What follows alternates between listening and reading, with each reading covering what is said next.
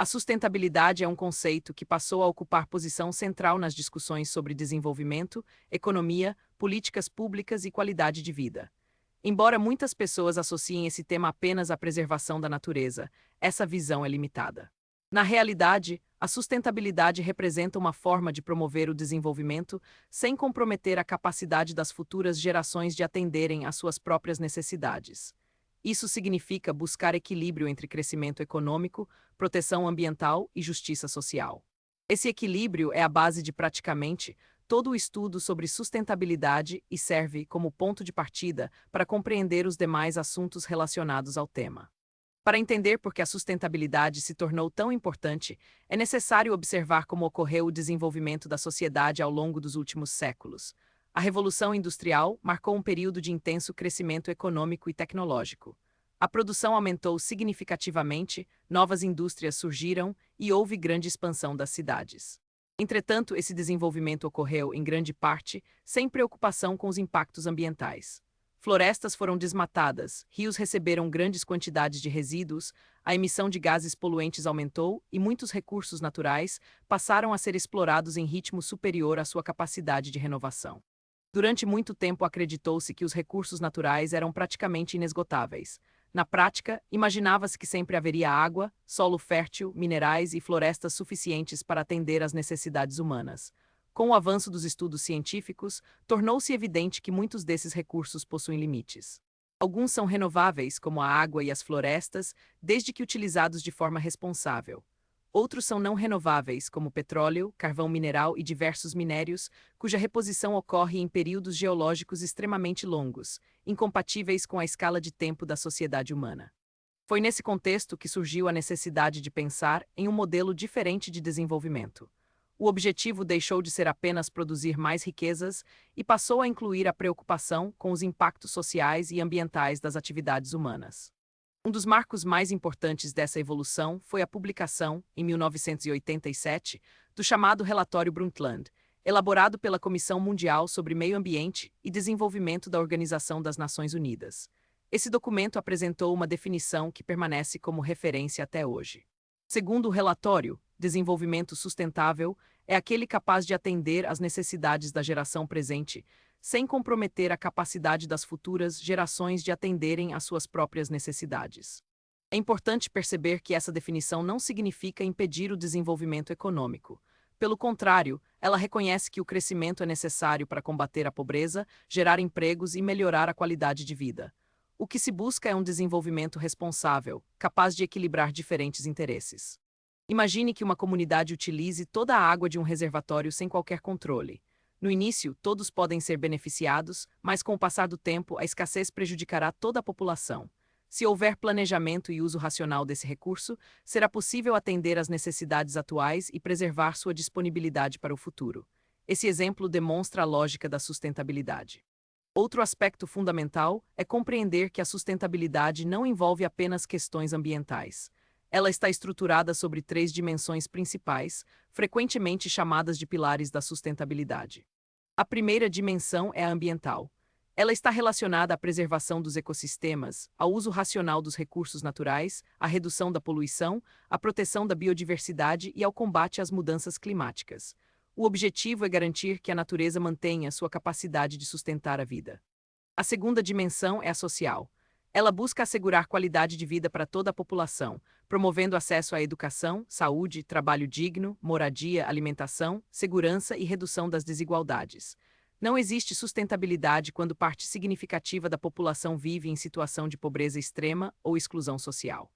A terceira dimensão é a econômica. Muitas vezes esse pilar é interpretado de forma equivocada.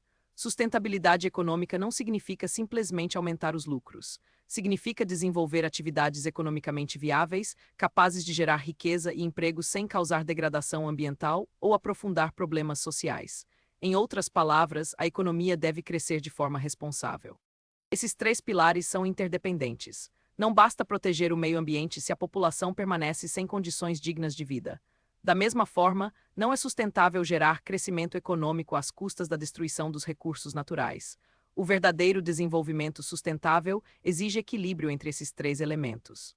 Alguns autores também mencionam outras dimensões complementares, como a dimensão cultural, que valoriza a preservação das tradições e da diversidade cultural, a dimensão política, relacionada à participação democrática e à boa governança, e a dimensão institucional, ligada ao fortalecimento das organizações públicas e privadas responsáveis pela implementação das políticas ambientais. Embora essas classificações variem conforme o autor, em provas de concursos normalmente predominam os três pilares clássicos: ambiental, social e econômico. Outro conceito importante é o de desenvolvimento sustentável. Esse termo não deve ser confundido com crescimento econômico. Crescimento econômico refere-se ao aumento da produção de bens e serviços de um país, geralmente medido pelo Produto Interno Bruto, PIB. Desenvolvimento sustentável é mais amplo. Além da produção de riquezas, considera fatores como qualidade de vida, preservação ambiental, distribuição de renda, inclusão social e bem-estar da população. Imagine dois países que apresentam o mesmo crescimento econômico. Um deles investe em educação, saúde, saneamento, preservação ambiental e energias renováveis. O outro concentra renda, degrada o meio ambiente e explora seus recursos naturais de maneira descontrolada. Embora ambos cresçam economicamente, apenas o primeiro caminha em direção ao desenvolvimento sustentável. Também é importante compreender o significado do termo meio ambiente. Juridicamente e do ponto de vista das políticas públicas, meio ambiente não corresponde apenas à natureza. Trata-se do conjunto de condições físicas, químicas, biológicas, culturais e sociais que possibilitam a existência da vida. Assim, áreas urbanas, patrimônio histórico, ambientes de trabalho e espaços culturais também integram o conceito de meio ambiente. Entre os principais desafios ambientais enfrentados atualmente destacam-se as mudanças climáticas, provocadas principalmente pelo aumento da concentração de gases de efeito estufa na atmosfera, o desmatamento, que reduz a cobertura vegetal e compromete a biodiversidade, a perda de espécies animais e vegetais, a poluição do ar, da água e do solo, a produção excessiva de resíduos sólidos, a escassez de água em diversas regiões. Esses problemas estão diretamente relacionados ao modelo de produção e consumo adotado pela sociedade moderna. Durante muito tempo prevaleceu uma lógica baseada na extração de recursos naturais, fabricação de produtos, consumo e descarte. Esse modelo linear gera grande quantidade de resíduos e pressiona continuamente os ecossistemas. A sustentabilidade propõe uma mudança dessa lógica, incentivando a redução do desperdício, o reaproveitamento de materiais, a reciclagem e o uso mais eficiente dos recursos. Outro ponto frequentemente cobrado em provas refere-se aos princípios da sustentabilidade. Um dos mais importantes é o princípio da responsabilidade intergeracional. Esse princípio estabelece que a geração atual possui o dever de preservar os recursos naturais para que também estejam disponíveis às gerações futuras. Em outras palavras, cada geração recebe um patrimônio ambiental que deve ser protegido e transmitido às próximas. Outro princípio relevante é o da prevenção. Quando já se conhece determinado risco ambiental, devem ser adotadas medidas para impedir que o dano ocorra. Por exemplo, exigir tratamento adequado de resíduos industriais antes do lançamento em rios é uma medida preventiva. Existe ainda o princípio da precaução, que costuma gerar dúvidas em concursos.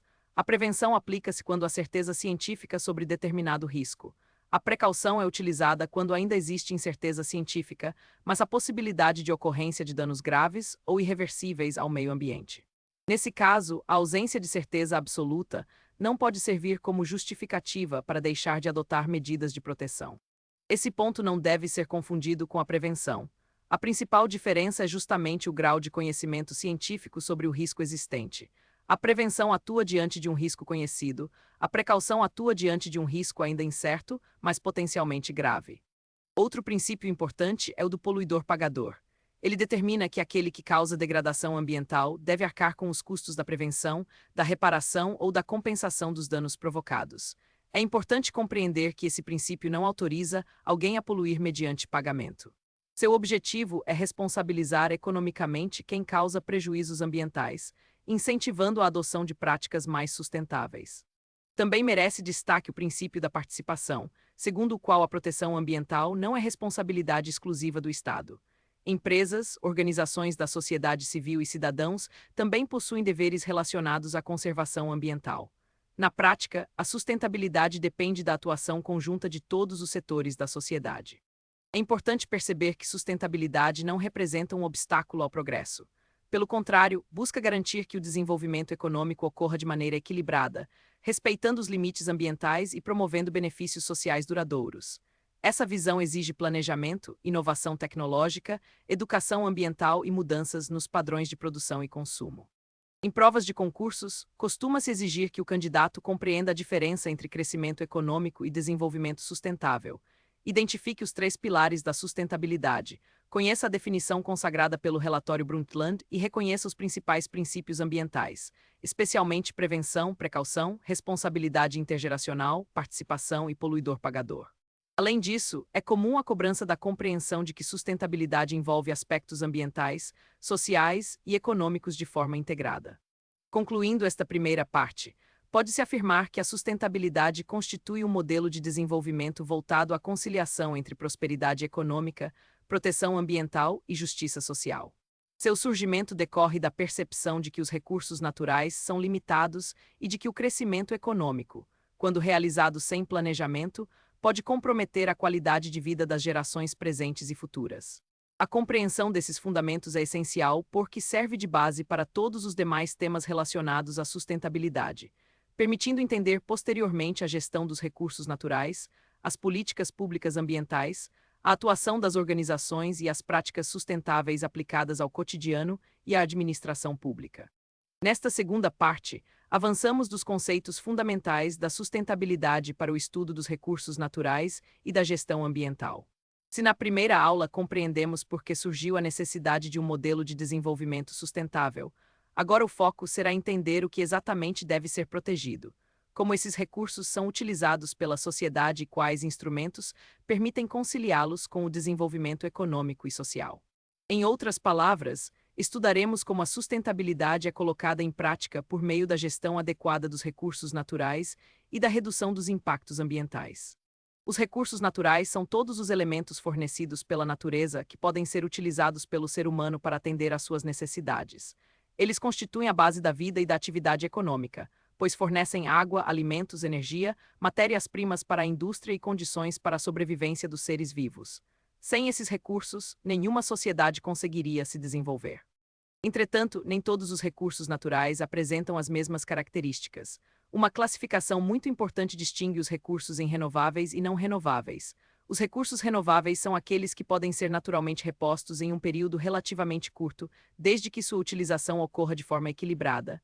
A água, as florestas, o solo fértil e a biomassa são exemplos. No entanto, dizer que um recurso é renovável não significa que ele seja inesgotável. Uma floresta pode se regenerar naturalmente, mas se o desmatamento ocorrer em velocidade superior à sua capacidade de recuperação, esse recurso acabará sendo degradado. Imagine uma nascente que abastece uma pequena comunidade. Se a retirada de água respeitar sua capacidade de reposição, o abastecimento poderá ser mantido por muitos anos. Porém, se a retirada for excessiva ou se a nascente for contaminada, a disponibilidade de água diminuirá, prejudicando toda a população. Esse exemplo demonstra que até mesmo recursos considerados renováveis podem tornar-se escassos quando administrados inadequadamente. Os recursos não renováveis, por sua vez, são aqueles cuja formação ocorre em períodos extremamente longos, geralmente milhões de anos. O petróleo, o carvão mineral, o gás natural e diversos minérios pertencem a essa categoria. Como sua reposição não acompanha o ritmo de exploração humana, sua utilização exige planejamento, racionalidade e busca constante por alternativas mais sustentáveis. Outro conceito essencial é o de biodiversidade.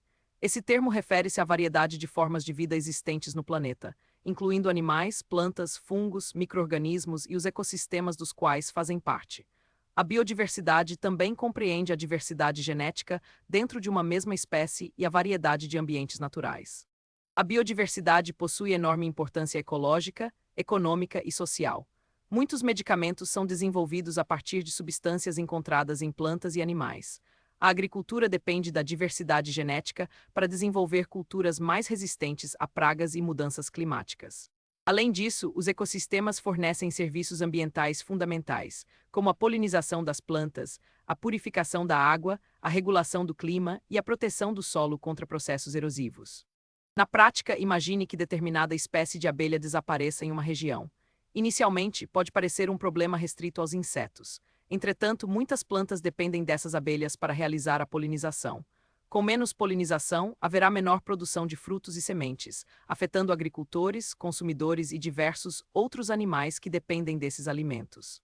Esse exemplo mostra como todos os componentes da natureza estão interligados. A degradação ambiental ocorre justamente quando essas relações naturais são alteradas de maneira significativa pelas atividades humanas.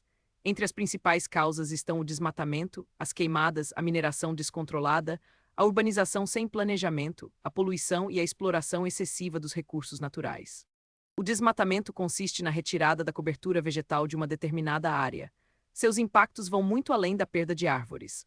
A retirada da vegetação favorece processos erosivos, reduz a infiltração da água no solo, aumenta o risco de enchentes, compromete a biodiversidade e contribui para o aumento da emissão de gases de efeito estufa, especialmente quando há queimadas. As queimadas, embora possam ocorrer naturalmente em algumas situações, frequentemente resultam de ações humanas. Quando utilizadas de forma inadequada para limpeza de áreas ou expansão agrícola, provocam destruição da vegetação, morte de animais, degradação do solo e emissão de grandes quantidades de fumaça e dióxido de carbono para a atmosfera. Outro tema central é a poluição, que corresponde à introdução de substâncias, energia ou formas de degradação capazes de alterar negativamente as características naturais do meio ambiente e causar prejuízos à saúde humana, aos ecossistemas ou ao patrimônio. A poluição pode manifestar-se de diversas formas. A poluição atmosférica decorre principalmente da emissão de gases e partículas provenientes de veículos, indústrias e queimadas. Ela está associada a doenças respiratórias, agravamento do efeito estufa e formação da chuva ácida. A poluição hídrica ocorre quando rios, lagos, mares ou aquíferos recebem substâncias contaminantes, como esgoto sem tratamento, resíduos industriais, produtos químicos e lixo. Essa contaminação compromete o abastecimento de água, afeta a fauna aquática e aumenta os riscos à saúde da população.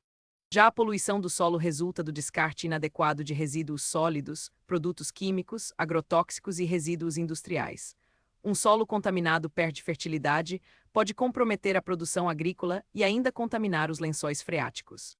Além dessas formas, existem outros tipos de poluição frequentemente cobrados em concursos, como a poluição sonora, causada pelo excesso de ruídos, a poluição visual, relacionada ao excesso de elementos que prejudicam a paisagem urbana, a poluição luminosa, provocada pelo uso excessivo de iluminação artificial, e a poluição térmica, decorrente da alteração da temperatura de corpos d'água por atividades industriais. Outro problema ambiental de grande relevância são as mudanças climáticas. O clima da Terra sempre sofreu alterações ao longo de sua história. Contudo, nas últimas décadas, observou-se um aumento acelerado da temperatura média global, associado principalmente às atividades humanas. Esse fenômeno está relacionado à intensificação do efeito estufa. É importante compreender que o efeito estufa, por si só, não é um problema. Trata-se de um fenômeno natural e essencial para a manutenção da vida, pois impede que todo o calor irradiado pela superfície terrestre escape para o espaço. Sem ele, a temperatura média do planeta seria muito inferior à atual.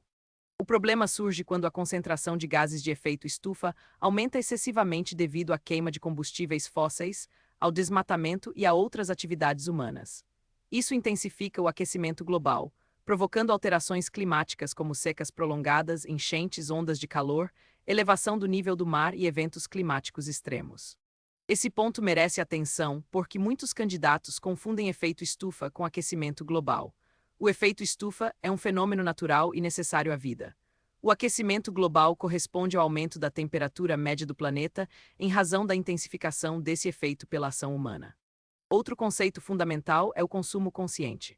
Consumir conscientemente significa utilizar bens e serviços de forma responsável, considerando não apenas o preço ou a utilidade imediata, mas também os impactos ambientais e sociais envolvidos em sua produção, utilização e descarte.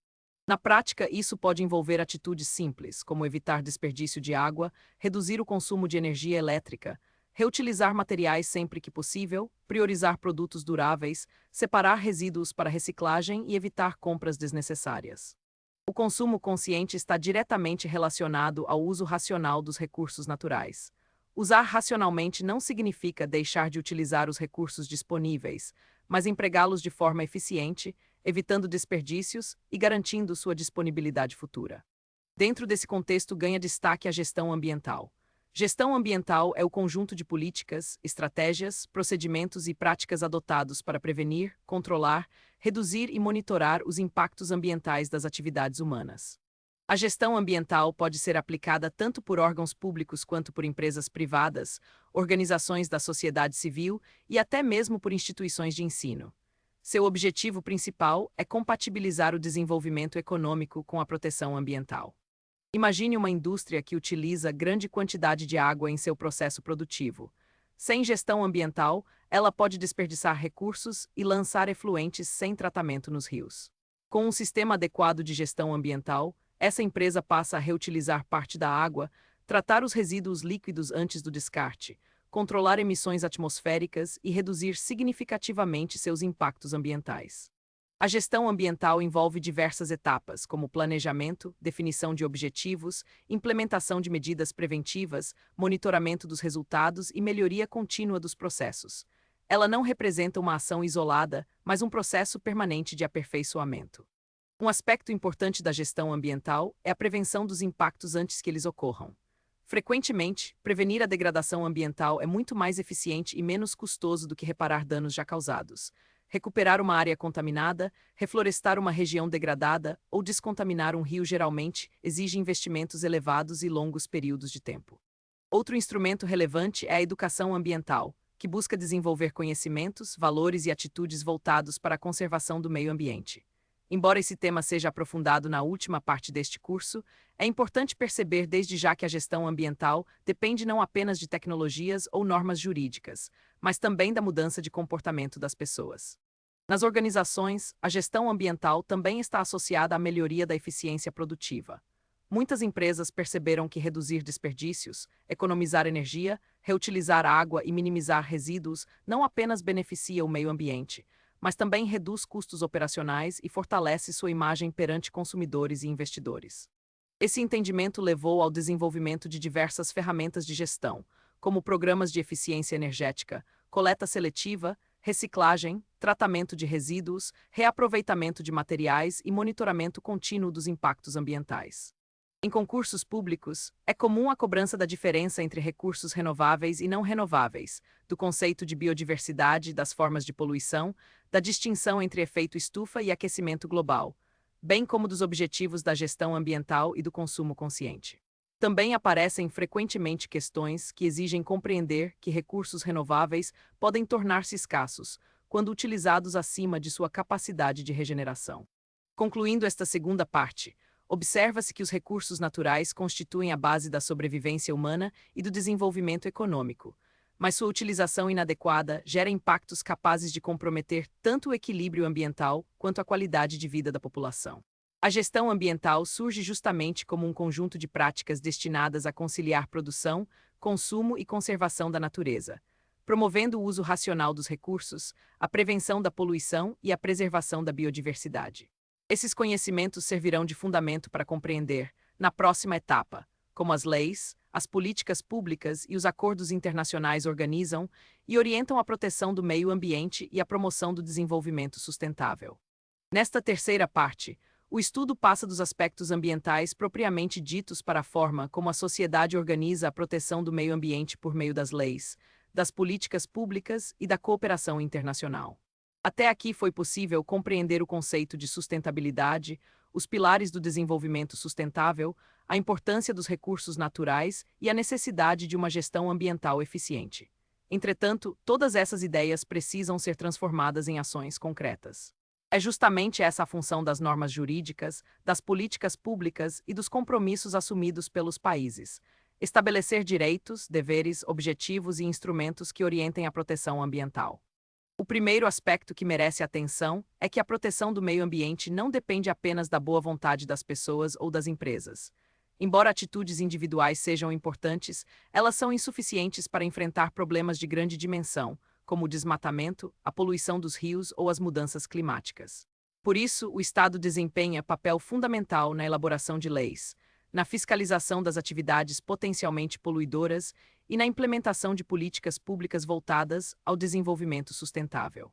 No Brasil, a Constituição Federal de 1988 conferiu ao meio ambiente uma proteção inédita. O artigo 225 estabelece que todos têm direito ao meio ambiente ecologicamente equilibrado, reconhecendo como um bem de uso comum do povo e essencial a sadia qualidade de vida. Ao mesmo tempo, determina que tanto o poder público quanto a coletividade possuem o dever de defendê-lo e preservá-lo para as presentes e futuras gerações. Esse dispositivo constitucional é extremamente importante porque demonstra que a proteção ambiental deixou de ser apenas uma questão administrativa ou política e passou a constituir um verdadeiro direito fundamental. Isso significa que a preservação do meio ambiente está diretamente relacionada à dignidade da pessoa humana, à saúde, ao desenvolvimento econômico e à qualidade de vida. É importante perceber que a Constituição não atribui essa responsabilidade exclusivamente ao governo. A coletividade também possui deveres ambientais. Na prática, isso significa que cidadãos, empresas, organizações da sociedade civil e instituições públicas devem colaborar para a preservação dos recursos naturais. Outro ponto frequentemente cobrado em concursos é o conceito de política pública ambiental. Política pública corresponde ao conjunto de ações, programas, estratégias e decisões adotadas pelo Estado para solucionar problemas de interesse coletivo. Quando essas ações têm como objetivo proteger o meio ambiente e promover o desenvolvimento sustentável, fala-se em política pública ambiental. Imagine que determinada cidade enfrente problemas constantes de enchentes provocadas pelo descarte irregular de lixo. A simples existência de uma lei proibindo essa prática talvez não seja suficiente para resolver o problema. Será necessário implementar políticas públicas que envolvam coleta adequada de resíduos, campanhas educativas, fiscalização, investimentos em infraestrutura e participação da população. Esse exemplo demonstra que as leis estabelecem regras, enquanto as políticas públicas transformam essas regras em ações concretas. Entre as principais políticas ambientais brasileiras destaca-se a Política Nacional do Meio Ambiente, instituída pela Lei nº 6.938, de 1981.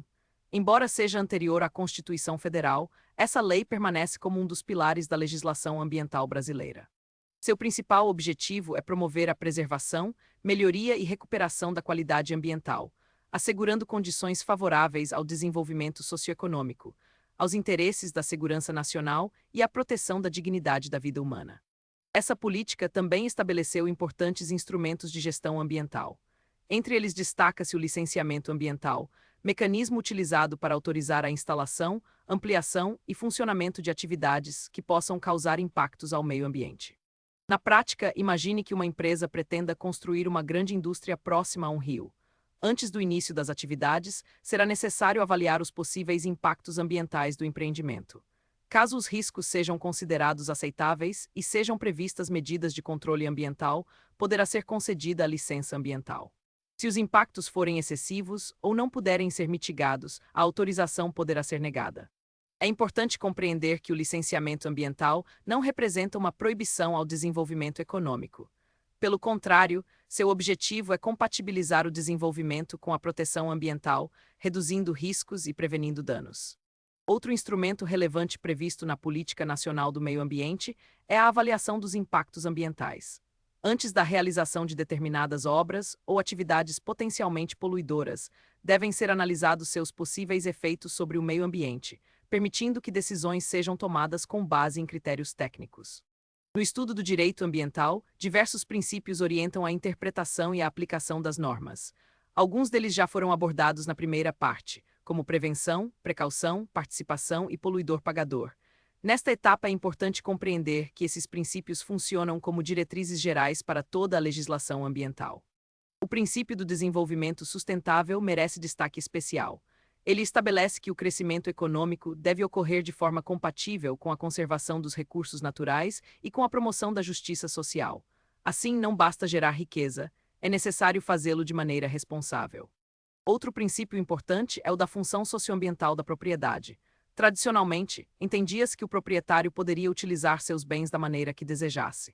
Atualmente, esse direito encontra limites na proteção do interesse coletivo e do meio ambiente. Isso significa que o uso da propriedade deve respeitar as normas ambientais, evitando degradação que afete toda a sociedade. Imagine um proprietário rural que decida desmatar integralmente sua área, inclusive regiões protegidas por lei. Embora seja proprietário do imóvel, ele não possui liberdade absoluta para utilizar seus recursos naturais de qualquer maneira. O interesse coletivo na preservação ambiental limita o exercício desse direito. Além das normas nacionais, a proteção ambiental depende da cooperação entre diversos países. Muitos problemas ambientais ultrapassam fronteiras. A poluição atmosférica, as mudanças climáticas, a perda da biodiversidade e a contaminação dos oceanos afetam diferentes regiões do planeta simultaneamente. Por essa razão, foram celebrados diversos acordos internacionais destinados à proteção ambiental. Esses acordos estabelecem compromissos assumidos pelos países participantes, buscando coordenar esforços para enfrentar desafios globais. Entre os eventos históricos mais importantes, destaca-se a Conferência das Nações Unidas sobre Meio Ambiente e Desenvolvimento, realizada no Rio de Janeiro em 1992, conhecida como Rio 92 ou Eco 92. Esse encontro consolidou diversos princípios do desenvolvimento sustentável e fortaleceu a cooperação internacional na área ambiental. Um dos documentos produzidos durante essa conferência foi a Agenda 21, que estabeleceu um amplo plano de ação voltado ao desenvolvimento sustentável em nível global, nacional e local. A Agenda 21 propôs medidas relacionadas ao combate à pobreza, proteção dos recursos naturais, planejamento urbano, educação ambiental, fortalecimento das instituições públicas e participação da sociedade nas decisões ambientais. Anos depois, em 2015, a Organização das Nações Unidas aprovou um novo compromisso internacional, a Agenda 2030 para o Desenvolvimento Sustentável. A Agenda 2030 representa atualmente um dos principais referenciais internacionais sobre sustentabilidade. Ela reúne 17 Objetivos de Desenvolvimento Sustentável, conhecidos pela sigla ODS. Esses objetivos abrangem temas bastante amplos, reconhecendo que sustentabilidade envolve dimensões econômicas, sociais e ambientais de maneira integrada.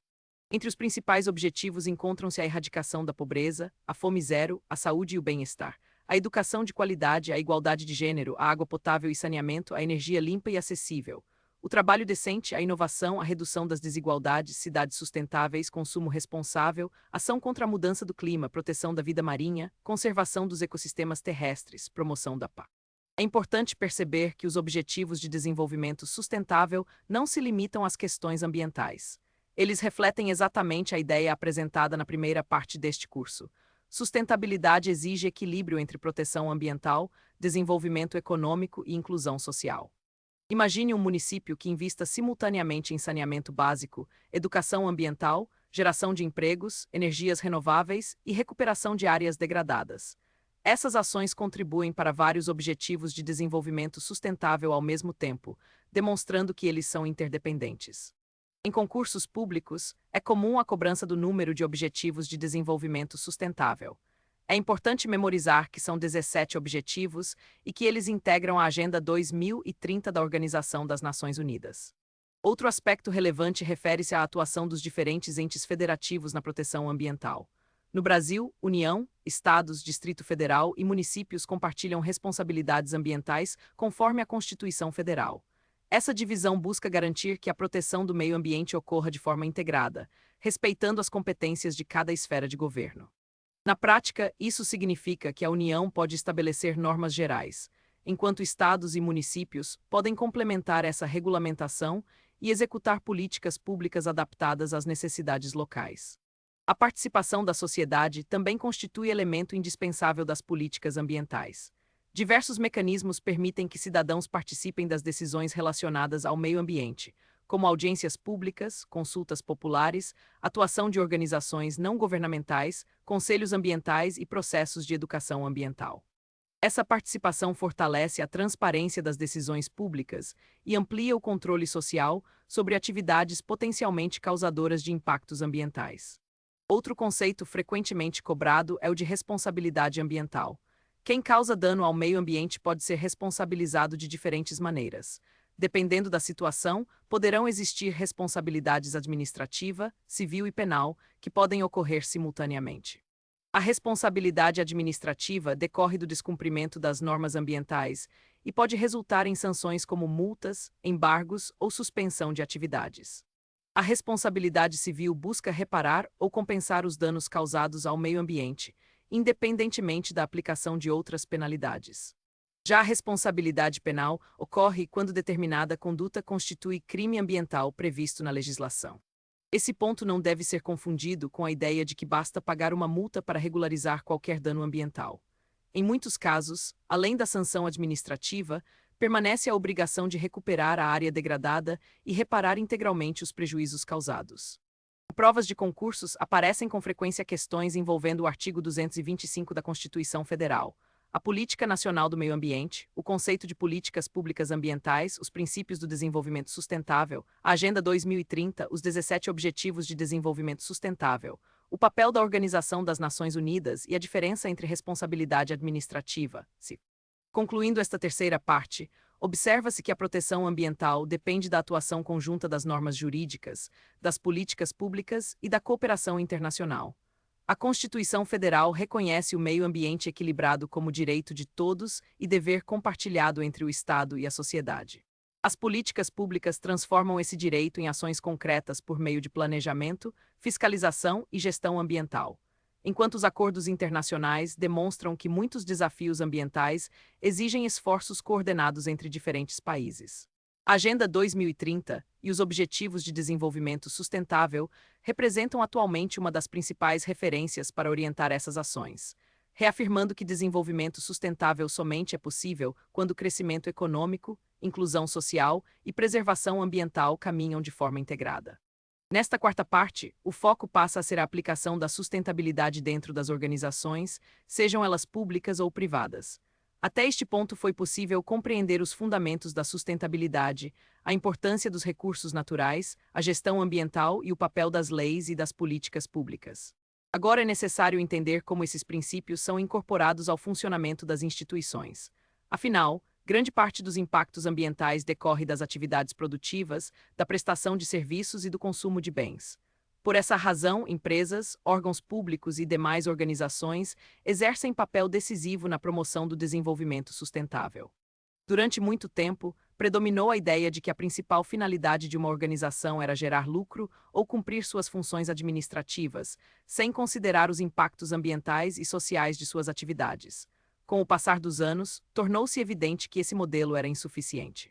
A degradação ambiental, a escassez de recursos naturais, a pressão da sociedade e a evolução da legislação fizeram com que as organizações passassem a incorporar práticas sustentáveis em seus processos de gestão.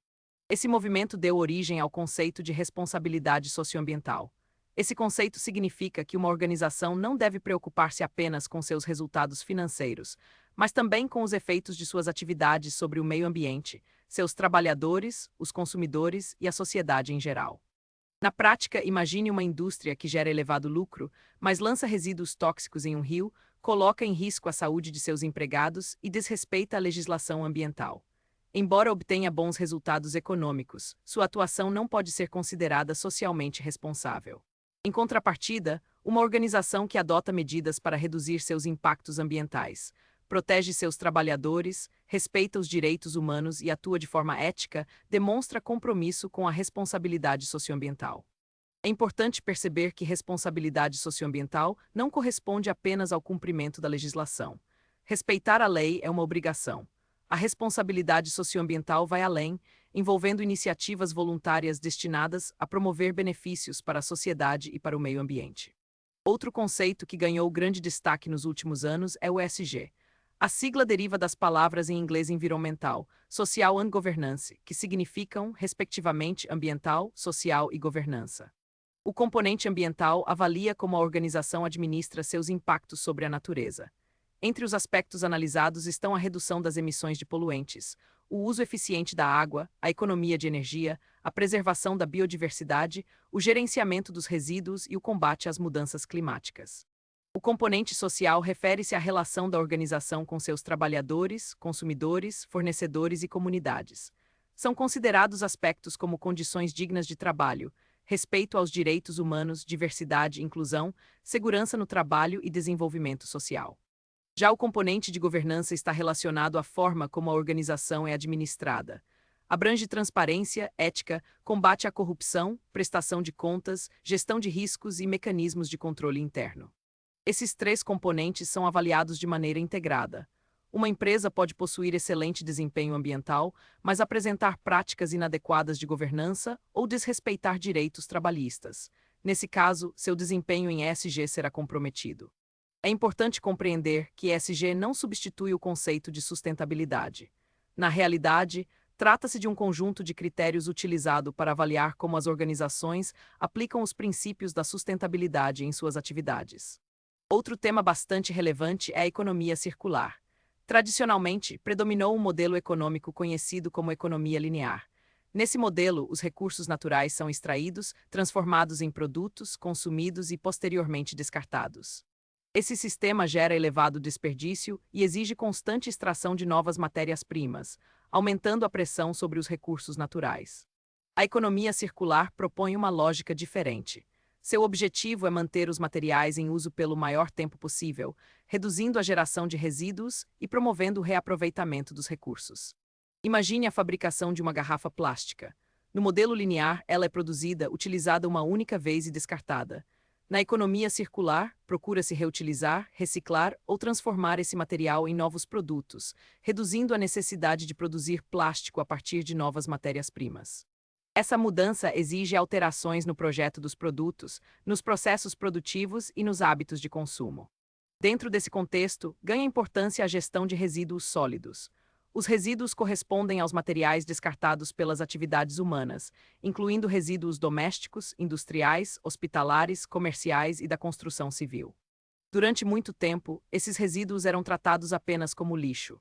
Atualmente, muitos deles são reconhecidos como materiais que podem ser reutilizados, reciclados ou aproveitados para geração de energia, desde que recebam destinação adequada.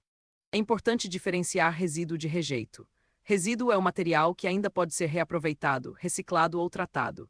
Rejeito é aquilo que, após esgotadas as possibilidades de recuperação ou aproveitamento, necessita de disposição final ambientalmente adequada. Esse ponto costuma aparecer em concursos justamente porque muitos candidatos utilizam esses termos como sinônimos, quando possuem significados diferentes. A gestão adequada dos resíduos envolve diversas etapas, incluindo redução da geração, separação, coleta, transporte, tratamento, reciclagem, reutilização e disposição final dos rejeitos. Nesse processo destaca-se a coleta seletiva, que consiste na separação dos resíduos conforme suas características, facilitando seu reaproveitamento. Quando materiais recicláveis são misturados aos resíduos orgânicos ou contaminados, grande parte de seu potencial de reciclagem é perdida. Outro instrumento importante é a logística reversa. Trata-se de um conjunto de procedimentos destinados a garantir o retorno de determinados produtos ou embalagens após o consumo, permitindo seu reaproveitamento, reciclagem ou destinação ambientalmente adequada. Imagine que uma pessoa substitua a bateria de seu automóvel. Em vez de simplesmente descartá-la no lixo comum, ela entrega a bateria usada ao estabelecimento comercial ou ao fabricante, que providenciará sua destinação adequada. O mesmo ocorre com pneus, embalagens de agrotóxicos, equipamentos eletrônicos, pilhas, baterias e outros produtos previstos na legislação. A logística reversa distribui responsabilidades entre fabricantes, importadores, distribuidores, comerciantes, consumidores e o poder público, buscando reduzir os impactos ambientais provocados pelo descarte inadequado. Outro conceito relacionado é o da produção mais limpa. Essa estratégia busca prevenir a geração de resíduos e reduzir o consumo de recursos naturais desde o início do processo produtivo, em vez de concentrar esforços apenas no tratamento dos resíduos após sua geração. Na prática, uma indústria pode modificar seus processos para consumir menos água, reduzir o desperdício de matérias-primas, utilizar fontes renováveis de energia e minimizar a emissão de poluentes. Dessa forma, diminuem-se simultaneamente os impactos ambientais e os custos de produção. No setor público, a sustentabilidade também assume papel relevante. Os órgãos governamentais são grandes consumidores de bens e serviços, realizam inúmeras obras públicas e efetuam elevado volume de compras. Por isso, suas decisões podem estimular práticas mais sustentáveis em toda a economia. Nesse contexto surgem as licitações sustentáveis. Licitação é o procedimento administrativo utilizado pela administração pública para contratar obras, serviços e adquirir bens. Nas licitações sustentáveis, além dos critérios tradicionais relacionados ao preço e à qualidade, também são considerados aspectos ambientais e sociais. Imagine que um órgão público precise adquirir equipamentos de informática. Além do menor preço, poderá avaliar fatores como eficiência energética, durabilidade dos equipamentos, possibilidade de reciclagem e menor impacto ambiental durante sua fabricação. É importante compreender que as licitações sustentáveis não autorizam a administração pública a ignorar os princípios da legalidade, da impessoalidade, da isonomia ou da economicidade. O objetivo é compatibilizar esses princípios com a promoção do desenvolvimento sustentável. Outro aspecto importante é a eficiência no uso dos recursos públicos. Medidas como redução do consumo de papel, economia de energia elétrica, utilização racional da água, digitalização de processos administrativos e gestão adequada dos resíduos representam práticas sustentáveis frequentemente adotadas pela administração pública. Nas organizações privadas, diversas certificações ambientais auxiliam na implementação da gestão sustentável. Embora os concursos geralmente não exijam conhecimento aprofundado dessas certificações, é importante saber que elas estabelecem padrões destinados à melhoria contínua do desempenho ambiental. Além dos benefícios ambientais, a sustentabilidade organizacional também produz vantagens econômicas.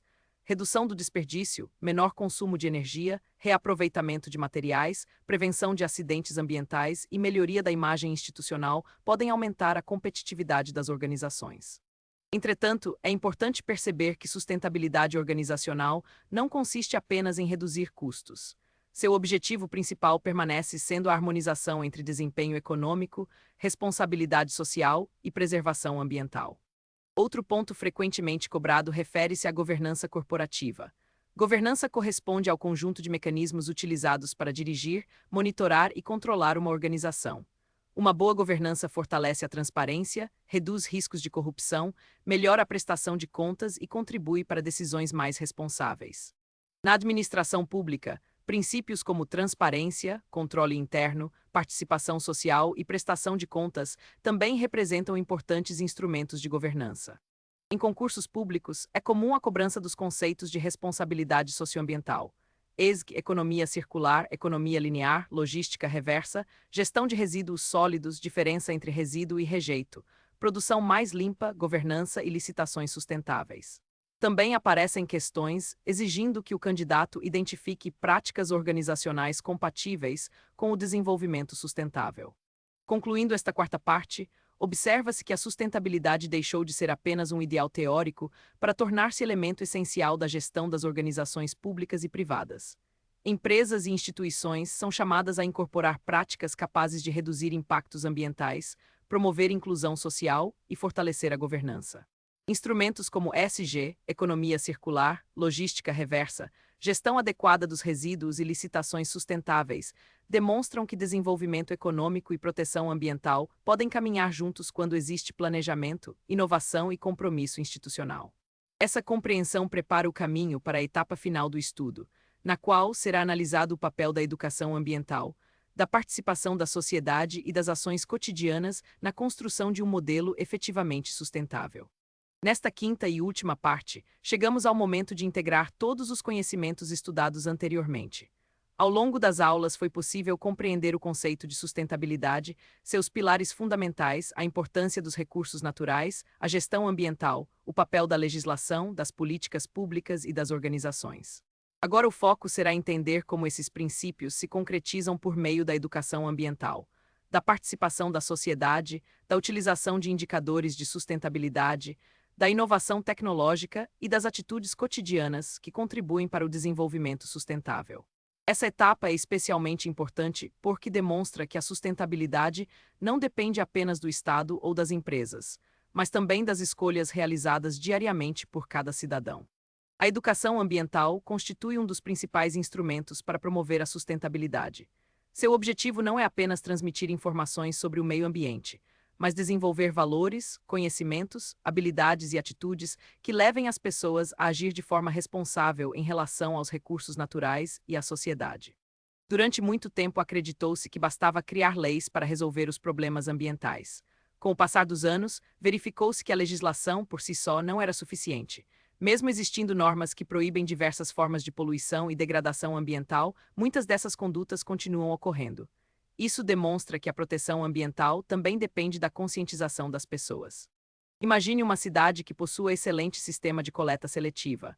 Se os moradores descartarem todos os resíduos misturados ou jogarem lixo em terrenos baldios, a eficiência desse sistema será bastante reduzida. Em contrapartida, quando a população compreende a importância da separação dos resíduos e participa ativamente do processo, os resultados tornam-se muito mais positivos. Esse exemplo evidencia que a educação ambiental complementa as medidas administrativas e jurídicas. No Brasil, a educação ambiental é reconhecida como um processo permanente que deve estar presente em todos os níveis de ensino e também nas atividades desenvolvidas fora das instituições educacionais. Isso significa que ela não constitui uma disciplina isolada, mas um tema transversal capaz de integrar diferentes áreas do conhecimento. Na prática, uma escola pode abordar a educação ambiental em conteúdos de ciências, geografia, história, matemática ou língua portuguesa. Da mesma forma, empresas, órgãos públicos, organizações da sociedade civil e meios de comunicação também desempenham importante papel na formação da consciência ambiental da população. Outro aspecto fundamental é a participação da sociedade. A proteção ambiental não pode depender exclusivamente da atuação dos governos. A participação dos cidadãos fortalece a fiscalização, amplia o controle social e contribui para decisões mais democráticas. Essa participação pode ocorrer de diversas maneiras. Um cidadão pode colaborar realizando o descarte adequado dos resíduos, economizando água e energia, participando de audiências públicas, integrando organizações comunitárias, denunciando irregularidades ambientais aos órgãos competentes ou contribuindo para programas de recuperação ambiental. É importante perceber que pequenas atitudes individuais, quando adotadas por grande número de pessoas, produzem impactos significativos. Imagine que milhares de famílias reduzam diariamente o desperdício de água ou de energia elétrica. A economia resultante será muito maior do que aquela obtida por ações isoladas. Outro conceito importante é o de cidadania ambiental. Ser cidadão ambientalmente responsável significa reconhecer que o exercício dos direitos está acompanhado de deveres relacionados à proteção do meio ambiente. Em outras palavras, todos possuem direito a um meio ambiente ecologicamente equilibrado, mas também possuem a responsabilidade de contribuir para sua preservação. Essa ideia está diretamente relacionada ao artigo 225 da Constituição Federal, estudado na parte anterior. Além da participação social, a sustentabilidade exige mecanismos capazes de avaliar se as políticas públicas e as ações das organizações estão produzindo os resultados esperados.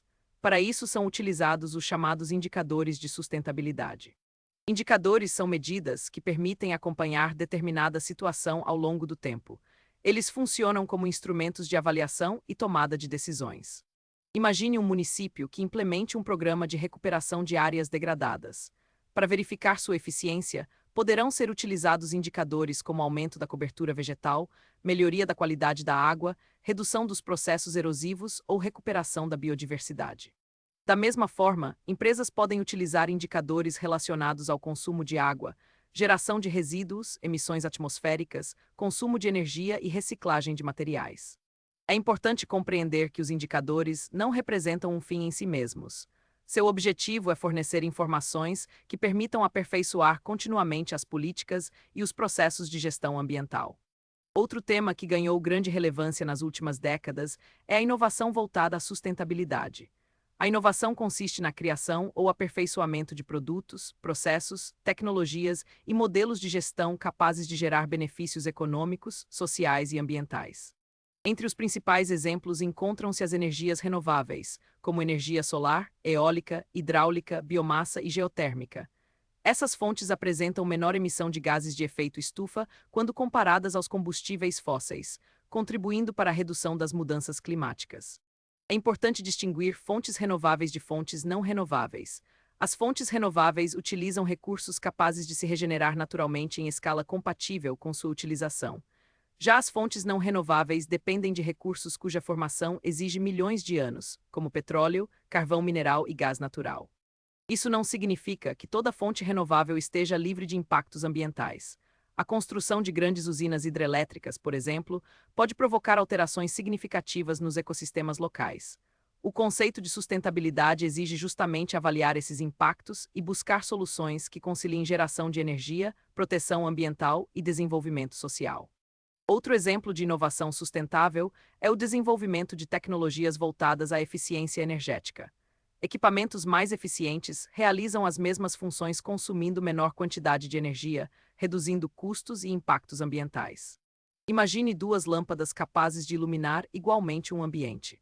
Se uma delas consumir metade da energia necessária para produzir a mesma iluminação, ela será energeticamente mais eficiente. Situação semelhante ocorre com veículos menos poluentes, sistemas de reaproveitamento de água, edifícios sustentáveis, materiais recicláveis e processos produtivos que reduzem desperdícios. A tecnologia também desempenha papel importante no monitoramento ambiental. Atualmente, imagens de satélite, sensores remotos, drones e sistemas informatizados permitem acompanhar desmatamentos, queimadas, qualidade da água, uso do solo e diversos outros indicadores ambientais com maior precisão. Essas ferramentas auxiliam os órgãos públicos na fiscalização e tornam mais eficiente a gestão ambiental. Entretanto, é importante compreender que tecnologia sozinha não resolve todos os problemas ambientais. Ela deve estar associada à educação, ao planejamento, às políticas públicas e ao compromisso da sociedade. Outro aspecto frequentemente cobrado em concursos refere-se às práticas sustentáveis no cotidiano. Embora pareçam simples, essas ações representam importante contribuição para a conservação dos recursos naturais. Entre essas práticas destacam-se o consumo consciente, a redução do desperdício de água, o uso racional da energia elétrica, a reutilização de materiais, a reciclagem, a separação adequada dos resíduos, a preferência por produtos ambientalmente responsáveis, a utilização de meios de transporte menos poluentes e a redução do consumo desnecessário. Na prática, imagine uma família que substitui lâmpadas convencionais por modelos mais eficientes, conserta vazamentos de água, realiza coleta seletiva e evita desperdícios de alimentos. Cada uma dessas medidas possui impacto relativamente pequeno de forma isolada. Entretanto, quando adotadas por milhões de pessoas, contribuem significativamente para reduzir a pressão sobre os recursos naturais. Também merece destaque o conceito de consumo responsável. Consumir responsavelmente significa avaliar não apenas o preço ou a utilidade imediata de um produto, mas também seus impactos ambientais e sociais durante todo o seu ciclo de vida. Por exemplo, um consumidor pode optar por produtos fabricados com matérias-primas recicladas, produzidos por empresas comprometidas com práticas sustentáveis ou que utilizem embalagens recicláveis. Essas escolhas incentivam modelos produtivos mais responsáveis. Outro conceito relevante é o da pegada ecológica. Trata-se de um indicador utilizado para estimar a quantidade de recursos naturais necessária para sustentar determinado padrão de consumo e absorver os resíduos produzidos por uma pessoa, uma cidade ou um país. Quanto maior o consumo de recursos e maior a geração de resíduos, maior será a pegada ecológica. Embora concursos nem sempre aprofundem esse tema, é importante compreender sua lógica geral. No âmbito da administração pública, diversas iniciativas também reforçam a sustentabilidade. Programas de eficiência energética, racionalização do consumo de papel, digitalização de documentos, utilização de energias renováveis, compras sustentáveis e gestão eficiente dos recursos públicos representam exemplos de práticas compatíveis com o desenvolvimento sustentável. Além disso, servidores públicos desempenham papel relevante ao incorporar critérios ambientais em suas atividades diárias e na execução das políticas públicas. Em provas de concursos, é comum a cobrança dos conceitos de educação ambiental, cidadania ambiental, participação social, indicadores de sustentabilidade, consumo consciente, consumo responsável, fontes renováveis e não renováveis de energia, inovação tecnológica, eficiência energética e práticas sustentáveis aplicadas ao cotidiano e à administração pública. Ao concluir o estudo das 5 partes, torna-se evidente que a sustentabilidade não corresponde a uma única ação ou política isolada. Trata-se de um modelo de desenvolvimento que procura harmonizar crescimento econômico, inclusão social e preservação ambiental. Esse equilíbrio depende da atuação integrada do Estado, das organizações e da sociedade. A legislação estabelece direitos e deveres, as políticas públicas transformam esses princípios em ações concretas. As organizações incorporam práticas responsáveis em seus processos e a população participa por meio da educação ambiental e de atitudes conscientes no cotidiano. A soma desses esforços permite construir uma sociedade mais justa, eficiente e preparada para enfrentar os desafios ambientais das presentes e futuras gerações. Como síntese de todo o conteúdo estudado, é importante recordar alguns pontos que aparecem com frequência em provas. Sustentabilidade significa atender às necessidades do presente sem comprometer as gerações futuras. Seus 3 pilares clássicos são o ambiental, o social e o econômico. Os recursos naturais podem ser renováveis ou não renováveis, e ambos exigem uso racional. O efeito estufa é um fenômeno natural, enquanto o aquecimento global decorre de sua intensificação pela ação humana. A Constituição Federal assegura o direito ao meio ambiente ecologicamente equilibrado. A Agenda 2030 da Organização das Nações Unidas estabelece 17 Objetivos de Desenvolvimento Sustentável. As organizações incorporam a sustentabilidade por meio da responsabilidade socioambiental, do ESG, da economia circular e da logística reversa. Finalmente, a educação ambiental, a participação da sociedade e as escolhas individuais demonstram que a sustentabilidade é uma responsabilidade compartilhada, cuja efetividade depende da atuação conjunta de todos os setores da sociedade.